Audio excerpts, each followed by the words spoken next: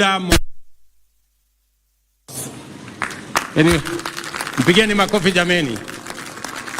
Huyu Mkenya ameenda Marekani na akashinda kiti ya ubunge kule. Asanteni sana. Your Excellencies, distinguished guests, ladies and gentlemen, it is an immense pride that I join you in celebrating the 61st anniversary of our nation's birth. At this pivotal moment, we reflect on the values of our sovereignty and celebrate the enduring legacy of those whose patriotic efforts took down the bastions of imperialism. Their sacrifice set our republic on the path of liberty, unity, peace, enterprise, and democracy. Today, we affirm, by reflecting on what we have accomplished since raising the flag of our nation, that by staying true to our national identity, we have remained consistent through seasons of abundance and scarcity. We assert our essential collective character, defined by the values and principles that inspired our forefathers to struggle and sacrifice, persist and persevere, endeavor and endure until oppression gave way to freedom, exclusion gave way to unity, and marginalization gave way to equality.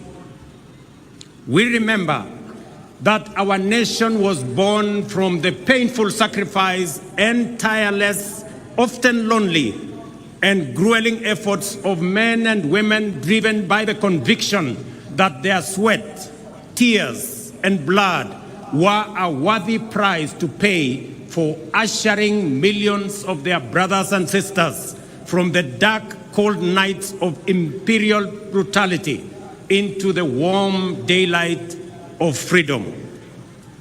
Before 1963, our people were compelled to work hard to enrich colonial settlers. After 1963, our people labored by choice to provide for their families and build our great nation. Before 1963, education, health, and personal security were privileges reserved for the colonial elite. After 1963, they became the right of all citizens of our republic. Before 1963, African people existed to be seen and not to be heard. After 1963, we reclaimed our inalienable sovereignty to its fullest extent. The year 1963, therefore, marked Kenya's profound moment of historical change, yet it also represents an equally fundamental moment of essential and defining continuity. Our circumstances changed forever, and our horizon was illuminated by the forces of possibility, the dawn of opportunity shining brightly. Yet our values, hard work, unity, and determination remained constant. We applied these same principles to build our nation after we liberated it. There is an important point worth emphasizing. In our time, our generation must never focus so much on the present that we forget where we were only 6 decades ago. We must not ignore the fact that our freedom, democracy, and development were achieved through the contributions of millions of determined patriots, nor should we underestimate the time and patience it took for them and for these small progressive efforts to accumulate into an unstoppable momentum towards freedom and nation building. It may have been easy to despise individual freedom fighters as they ventured into a forest of uncertainty and to underestimate their ambition to free Kenya from colonialism. Yet, that is precisely how we gained our independence. Courage, and hard work, determination and patience, and the confidence that we are not alone are always what it takes to make meaningful strides as a nation. Today, I want to encourage my fellow countrymen to keep this perspective in mind. As we aspire for more and better, we must not give way to despair, pessimism, or skepticism when faced with challenges, but instead forge our path forward with courage, hope, determination, and ambition. I declare my unswerving faith in the ability of our people to interrogate policies and hold the government to account. This is the essence of democratic freedom, a civic duty for citizens, a responsibility for leaders, and a necessary imperative for our success and progress. We have experienced a particularly challenging time as a people, largely owing to dynamics beyond our control, resulting in high cost of living, greater difficulty in finding employment, and fewer opportunities for entrepreneurs. Consequently, there was widespread anxiety about the economic stability of our nation, demanding urgent and appropriate interventions and effective solutions. The bottom-up economic transformation agenda was inspired by our determination to confront these fundamental challenges directly and with ambition. Our aim was first to lay the foundation for robust economic activity to generate millions of opportunities at the bottom of the economic ladder each year and drive substantive, inclusive, and sustainable growth. Our key priorities were to reduce the cost of living, stimulate enterprise, boost productivity, create jobs, foster a conducive environment for institutional and infrastructural development, and promote investment in manufacturing, industrialization, and export competitiveness. As a starting point, it was critical for us to tighten our belts and make significant sacrifices to reset our public finances on a sustainable path, enabling intensified investments in the strategic pillars of our plan and the cross-cutting enablers of rapid transformation. I acknowledge, ladies and gentlemen, the work we have done and the milestones achieved in creating the necessary conditions for progress in every value chain that support the pillars of our plan. There is a time to resist and a time to accept, a time to deny and a time to admit, a time to doubt and a time to believe. In the face of undeniable evidence, skepticism must give way to confidence, and we must reject the deceptive embrace of disinformation and fake news. The results and positive impact of our collective pursuit of fundamental economic change can no longer be wished away. Ladies and gentlemen, financial inclusion, for example, is now a reality for millions. The Hustler Fund is marking its second anniversary on a highly successful note, having empowered millions by lending a total of 60 billion Kenya shillings so far, liberating millions from predatory lenders and precarious financial situations and enabling them to meet their needs, fund their hustles, and build their credit scores. Our ongoing conversation with borrowers focuses on concerns related to short-term duration, modest loan amounts, and the time required to increase borrowing limits. In response to this feedback, the fund has designed a new product, the Bridge Loan, to help Kenyans with good credit scores to transition from personal loans to enhanced facilities offering larger loan amounts with longer repayment periods. This will enable Kenyans pursue bigger opportunities and better investments. Ladies and gentlemen, not only have we registered successive historic gains against the shame of hunger for the last 3 seasons, we are also firmly on the path towards surplus production.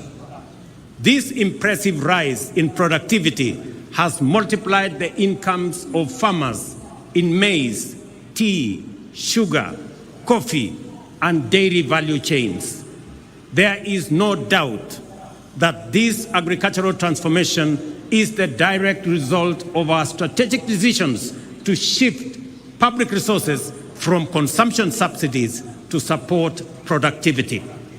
Food is now more accessible to households than before, and as I stated in the State of the Nation address, our country now boasts substantial national food stocks: 95 million 50-kilogram bags of maize, 9 million bags of beans, 10 million bags of wheat, and 2 million bags of rice. Step by step, we are building a food-secure Kenya where every family can afford and access a meal. Farmers have brought more land under cultivation and produced more per acre than before, thanks to the timely availability of subsidized inputs and extension services. Agro-industries have more raw materials and value addition is on the rise. The agro-industrial sector is also creating more jobs each year as we gear up to compete in various export markets driven by the expanding intra-African trade, opportunities in the European Union market and United Kingdom markets, and our growing competitiveness in the global marketplace. Ladies and gentlemen, the bottom-up economic transformation agenda prioritizes digital transformation as a cornerstone of inclusive economic growth. This is why we are undertaking an ambitious expansion of our national digital infrastructure by deploying fiber optic network to connect over 74,000 public institutions and establish 25,000 public Wi-Fi hotspots, because digital transformation is a critical enabler in creating opportunities across all sectors. We intend to use this infrastructure to extend internet connectivity to 8.5 million homes and businesses and eliminate the digital divide, which undermines technological inclusivity in homes, schools, villages, and counties. I take this opportunity to affirm the significant progress already made and which is accelerating due to the digitization of government services. Through the eCitizen portal, we have digitized 20,855 government services, streamlining public service delivery, enhancing transparency and efficiency, eliminating opportunities for corruption, and increasing visibility and mobilization of public revenues.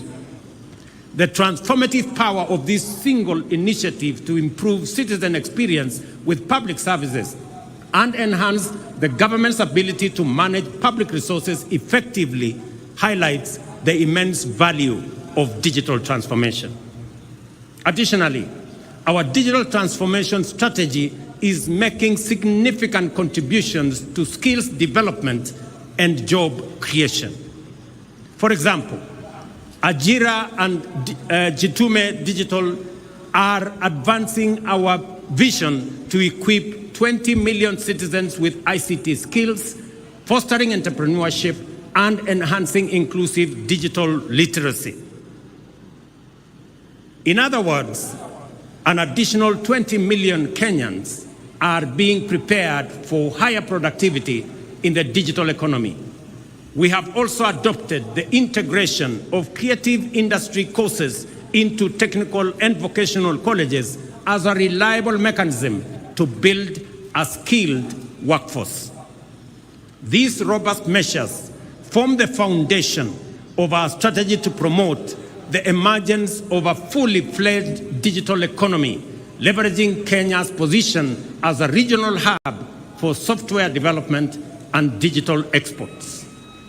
These initiatives are supported by key interventions such as the establishment of institutional and incentive frameworks to promote investments, foster collaboration, and encourage the transfer of digital technologies with a particular focus on artificial intelligence and blockchain.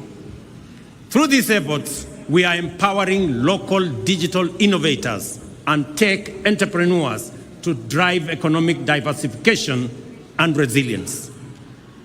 Ladies and gentlemen, the discourse around universal healthcare remains lively, with concerns being raised about eligibility for coverage, the capability of health facilities to deliver services, and the alignment of contributions by individuals with benefits. Under Taifa Care, our inclusive, universal, efficient, and transparent healthcare service model, we are implementing a transition on an unprecedented scale. We have successfully transitioned 5.6 million citizens from the National Health Insurance Fund and registered an additional 11 million Kenyans under the Social Health Insurance Fund. This means that in just 2 months, 11 million Kenyans who previously lacked access to healthcare services are now registered, with the registration process going full steam in every part of Kenya. I commend Kirinyaga, Nyeri, Bomet, Embu, and Lamu, the 5 leading counties so far in Taifa Care registration. At the same time, I encourage the people of Marsabit, Garissa, Mandera, West Pokot, and Turkana, who have the least registered members, to mobilize, register, and take advantage of the benefits of this transformation program. Taifa Care ensures healthcare access for all registered citizens without discrimination of whatever kind. The program has accurately determined the cost of healthcare services and products, ring-fenced resources for equipment and facility improvement, and leveraged digital technology to radically enhance the management, coordination, and delivery of healthcare, promoting efficiency, transparency, inclusivity, and sustainability. No public service delivery project of this scale and ambition has ever been undertaken in the history of our country. We are confident, however, that this will be quickly surpass. We will quickly surpass the 16.5 million citizens so far registered and provide all Kenyans with high-quality health care that is effective, efficient, affordable, and sustainable. Having said this, I wish to ask you this important question, each and every Kenyan. Have you registered? Nyinyi mmejisajili? Jiandikisha? Those who have registered often find that many of the issues, concerns, fears, and questions are fully addressed to their satisfaction in the registration process. I therefore encourage every Kenyan to register and enjoy the fundamental constitutional right to health care that is being rolled out. Ladies and gentlemen, after 2.25 years, the decent, durable, dignified, and affordable houses we promised Kenyans are finally here. Since September this year, 1,200 affordable housing units have been completed. Additionally, the State Department of Housing has advertised 4,888 units available for sale to the public through the Boma Yangu platform as we talk. Our goal to increase the number of mortgages from 30,000 to 1 million has now shifted gear. Our delivery pipeline for affordable housing now has a total of 124,000 units at various stages of development across Kenya, while a total of 840,000 units planned projects over the next 4 years are projected to create a minimum of 1 million jobs.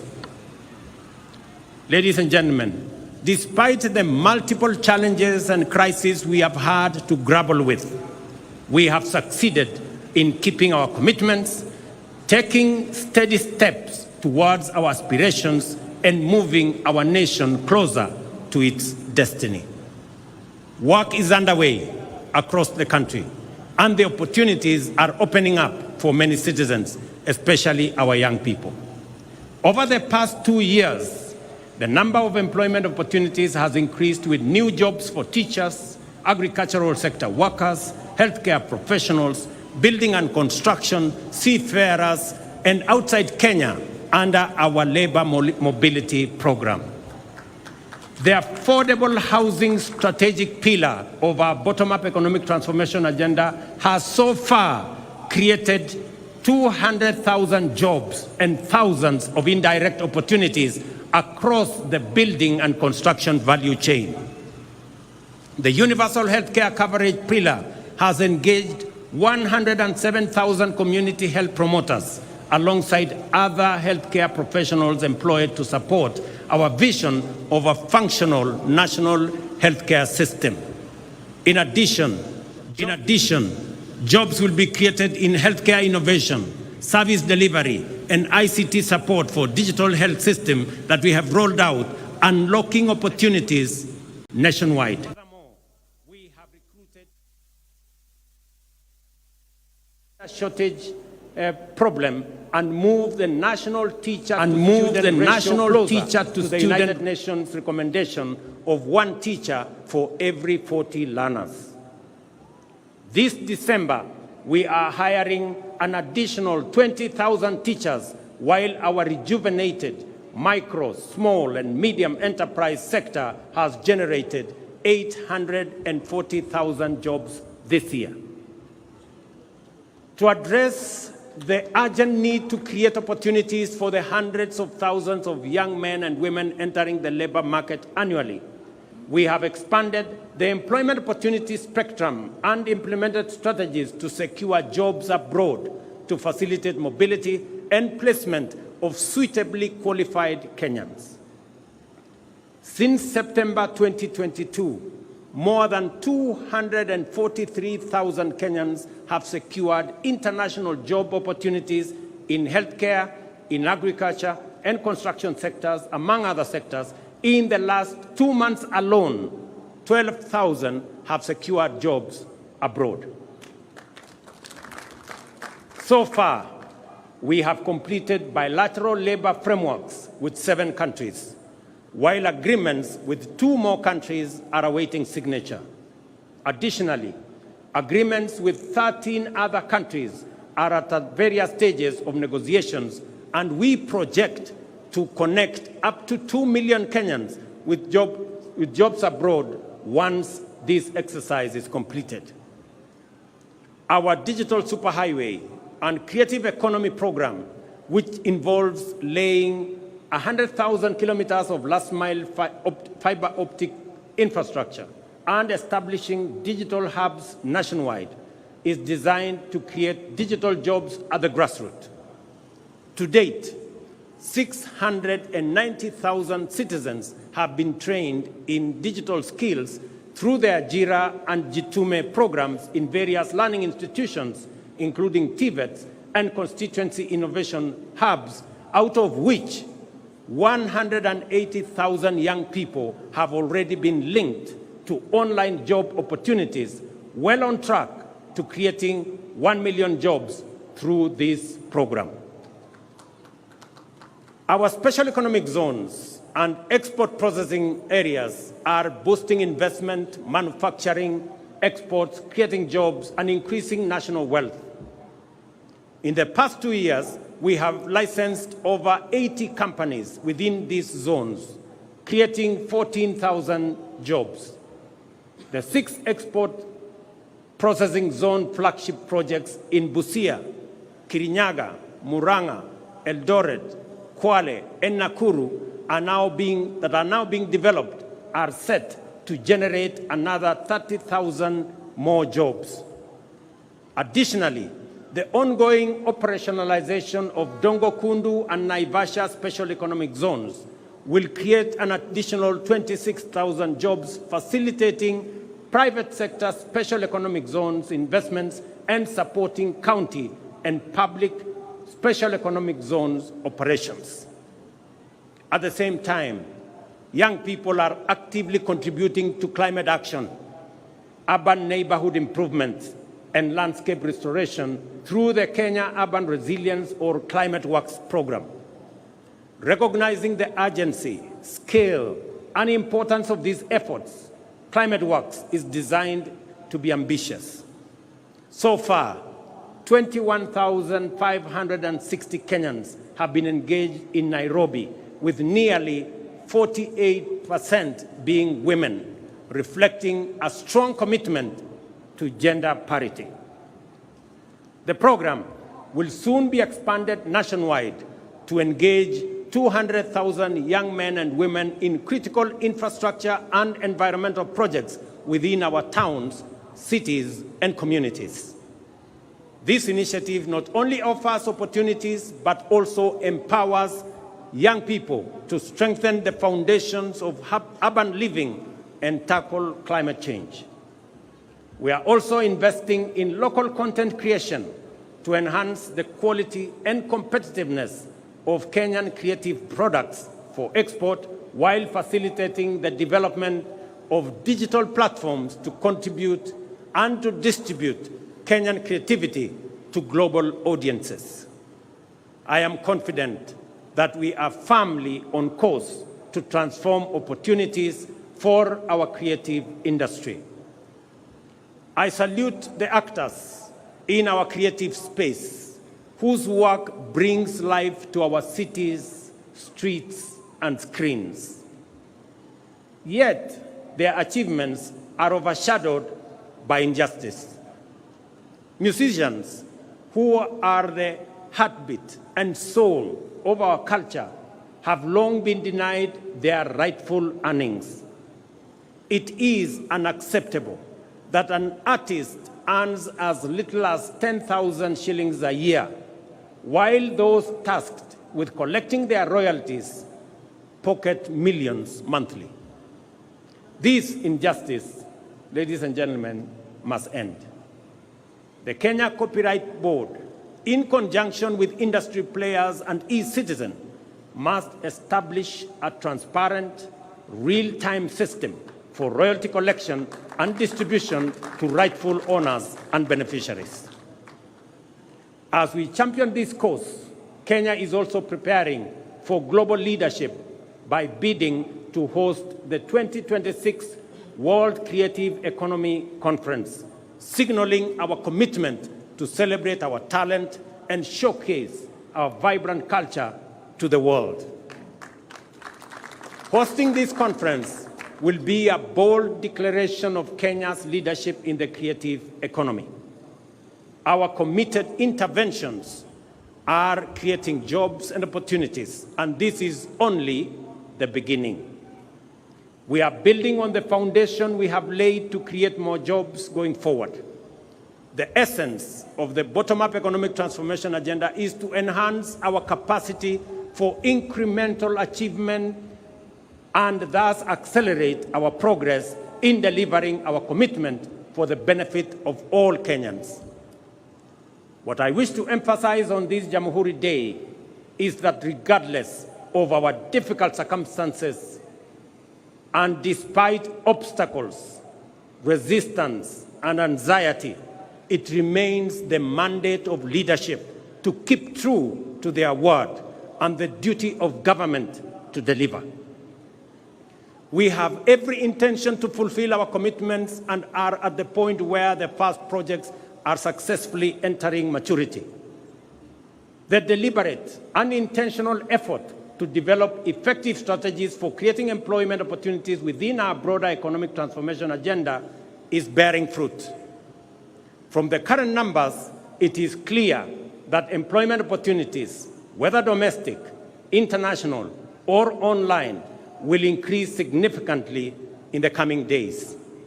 We are determined to build a labor market capable of absorbing as many job seekers as possible, cognizant of the output of our education and training institutions, which produce talented, skilled, and motivated young people.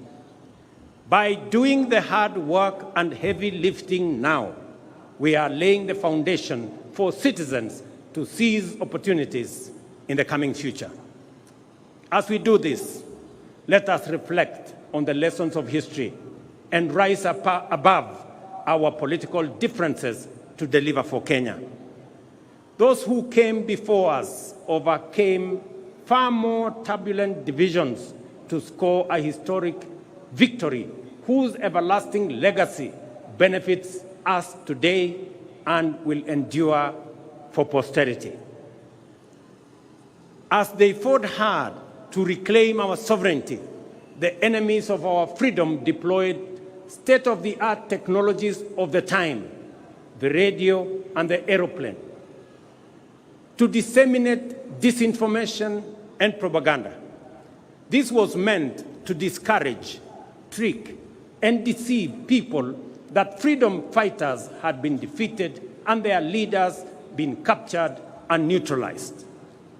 Our heroes and heroines were not deterred and inspired by the righteousness of their cause and the transformational moment they were in, soldiered on courageously. On 12th December, therefore, every Kenyan witnessed their vindication as our majestic flag rose and collectively we reclaimed our proud Jamhuri. Jamhuri Day is also a moment for Kenyans to expose the fake news aimed at discrediting our ambition, sabotaging our hope, and seeking to dampen our resolve.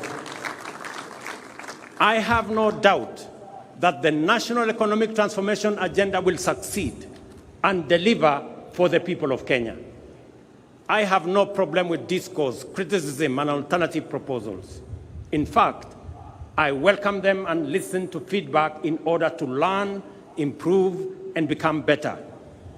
At the same time, I see clearly that a lot of what passes for fact are actually falsehood, and that most opposition is based on inaccurate representations and sometimes outright disinformation. We are at the stage in our social development when digital technologies have immense capacity to amplify disinformation, magnify fake news, and distort facts beyond all recognition. If we give in to these emerging negative trends, we shall pay with our freedom, democracy, and development.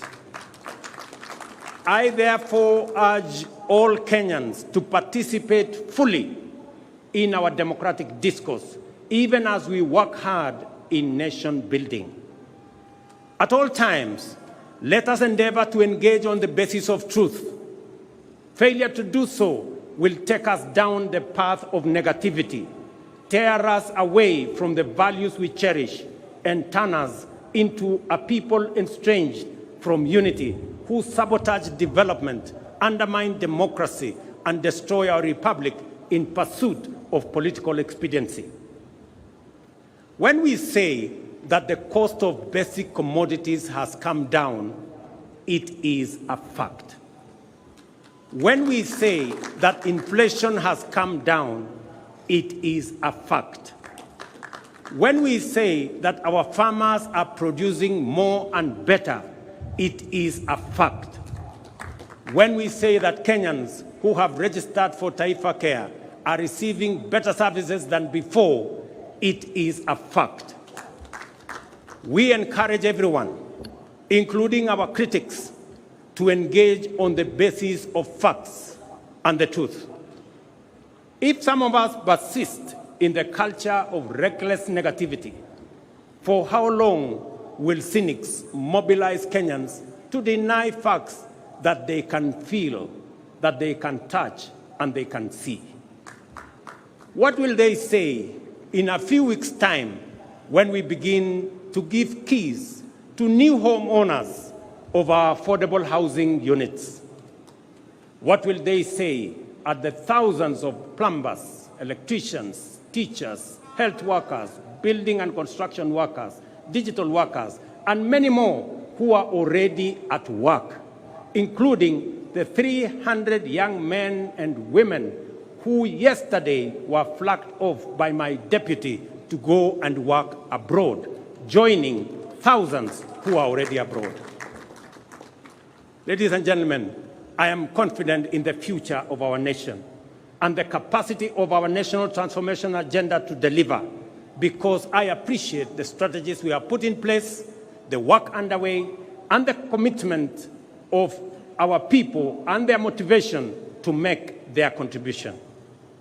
I count myself as one of the many millions of Kenyans who want the best for our nation and all its people, and are committed to putting in the effort required to make our dreams come true.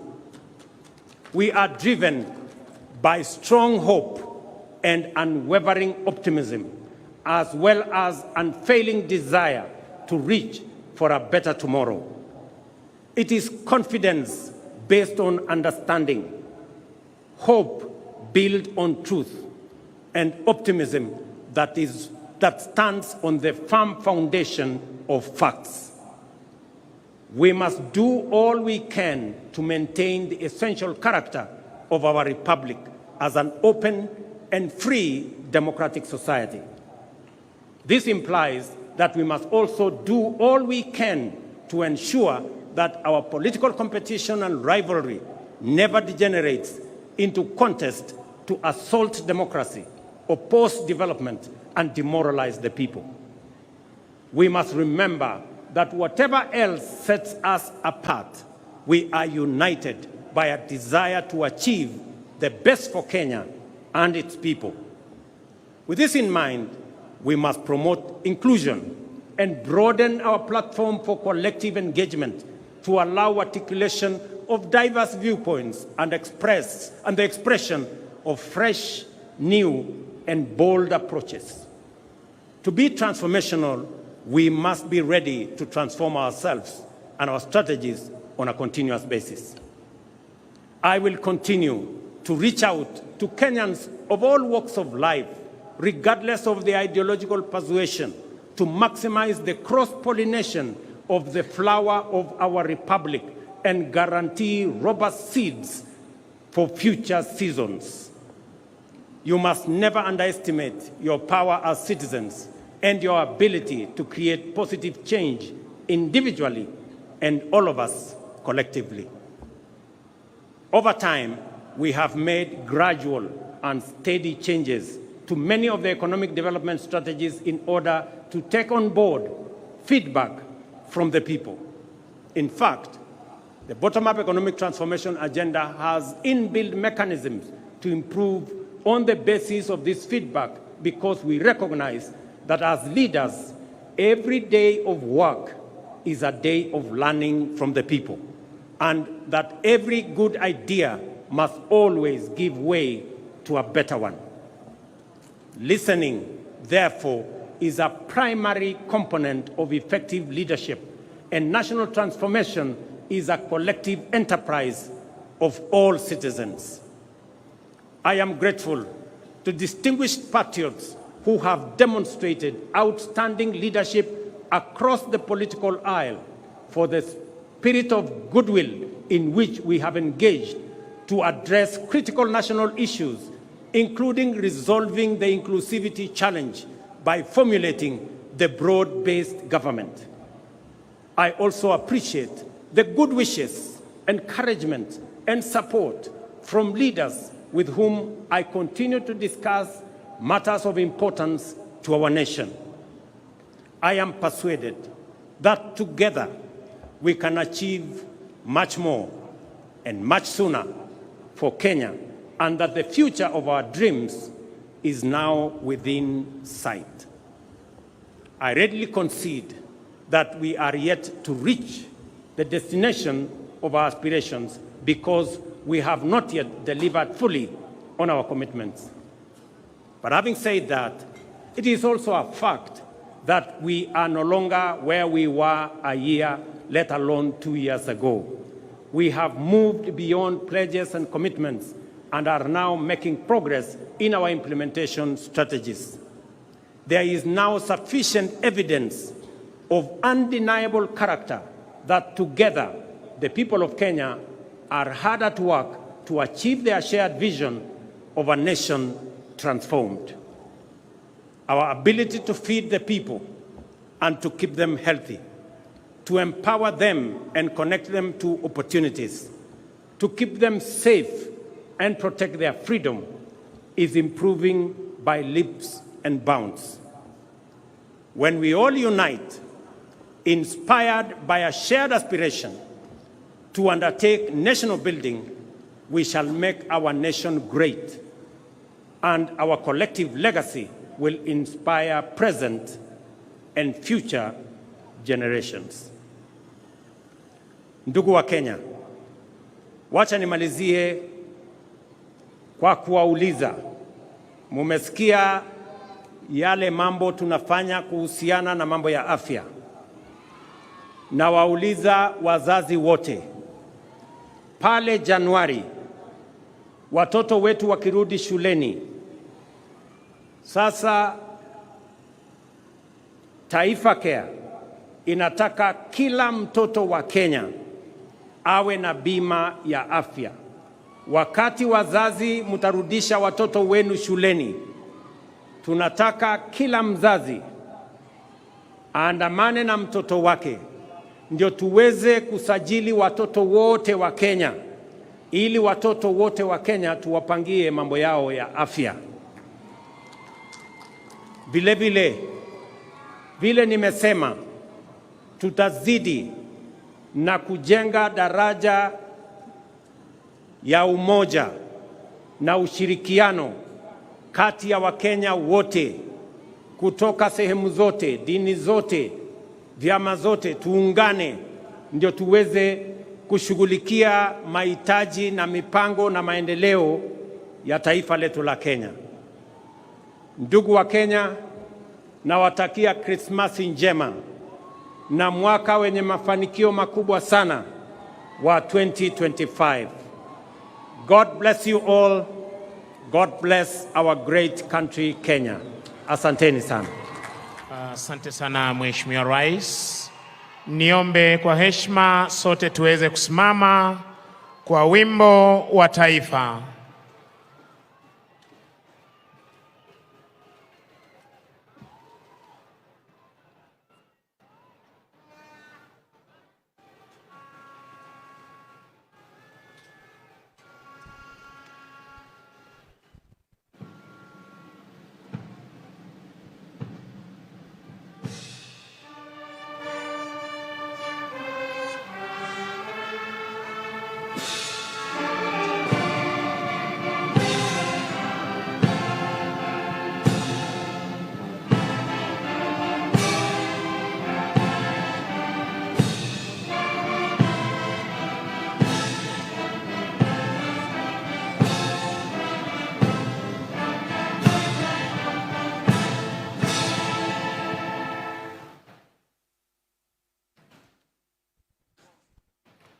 Basi wananchi wazalendo, tutulie ili niweze kumpisha mwenzangu aweze kutupa itifaki ya kufumukana mahali hapa. Kwako Gitone. Naam, ningependa kuchukua fursa hii kutambua kwamba nafasi hii tutampisha Mheshimiwa Daktari William Samoei Ruto, Rais wa Jamhuri ya Kenya na Amiri Jeshi Mkuu wa Majeshi ya Ulinzi pamoja na Mama Taifa, akisindikishwa na Mkuu wa Majeshi ya Ulinzi Jenerali Charles Kahareri. Nafasi hii kwa heshima kuu tampisha Mheshimiwa Rais kuweza kuondoka pamoja na mgeni wake Mheshimiwa Rais wa Jamhuri ya nchi ya Gambia Mheshimiwa Adama Barrow, ili kuweza kuingia katika sehemu ya pili maamkuli ya mchana. We announce the exit procedures. We will give an opportunity for His Excellency the President of the Republic of Kenya and the Commander-in-Chief of the Defense Forces to leave, escorted by the CTF, and also our visiting head of state, His Excellency Adama Barrow, the President of the Republic of the Gambia. Ataondoka sasa Mheshimiwa Daktari William Ruto, rais wetu, pamoja na mama taifa, wakisindikishwa na mkuu wa majeshi ya ulinzi. Baada ya hapo, mgeni wetu atakapoondoka, kisha nitampisha naibu wa rais kuweza kuondoka pamoja na ujumbe wake.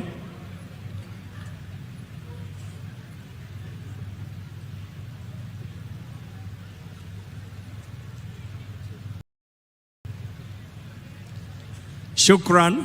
Natangaza kuondoka kwa Mheshimiwa Rais Daktari William Ruto pamoja na mama taifa. All right, that marks the end of this particular day that is Jamhuri Day, being celebrated here at the Uhuru Gardens, marked by President William Ruto, having the chief guest Adama Barrow, the President of the Republic of Gambia, being the chief guest, the guest of honor today on this particular occasion. The President had talked a lot of things in as far as the development is concerned. He's talked about the issue to do with education, that next year, come January, the education and in matters to do with insurance will be taken care of. That is the president entourage now leaving the stadium, and this is marking a very important occasion on this day. The president has also talked about the issue of Ajira, where a number of youths have also been flagged to go and work in different jurisdictions abroad, having in mind that the job creation is one of the key pillars of the bottom-up economic transformation agenda of this particular administration. The president has also talked about the issue to do with the economy, that those people who are criticizing the government's approach in as far as economy is concerned, that they are all lies, and that is the government is quite fighting so hard to ensure that every Kenyan can afford to put food on the table. Now that puts a cap on what has been happening here since we started this live broadcast at 7 a.m. here at the Uhuru Gardens. But before then, I hand you over to my colleague Rashid Mamkondo for the Kiswahili version. Rashid. Shukran sana mwenzangu Victor Olo kwa lugha ya Kiingereza, na kama tulivyosema mtazamaji ni kwamba Rais Daktari William Ruto, mgeni wetu Adama Barrow, naibu rais na vile vile pia gavana wa Nairobi, ni mengi sana ambayo wameyazungumza, ila utaweza kuyapata vyema katika taarifa zetu ambazo zitakujia mwendo wa saa 10, saa 1 na saa 3. Mtazamaji, kwa muda wote huo umekuwa ukifuatilia matangazo mubashara moja kwa moja kutoka bustani ya Uhuru ya makala ya 60, tukisherehekea mwaka wa 61 wa Kenya kutawazwa kuwa jamhuri, na kwa sasa basi ni magari tu ya viongozi mbalimbali wakiweza kuondoka hapa.